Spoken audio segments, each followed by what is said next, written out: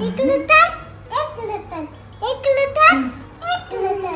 पप्पा पप्पा, मी तुम्हाला मोठी टाकी कामाला जाऊन का आणि पप्पा आणीन. होय. आजी आजोबाला, आधी आजोबाला पण, मम्मीला मम्मीला पण, आणि तुला मला पण. तुला नाही.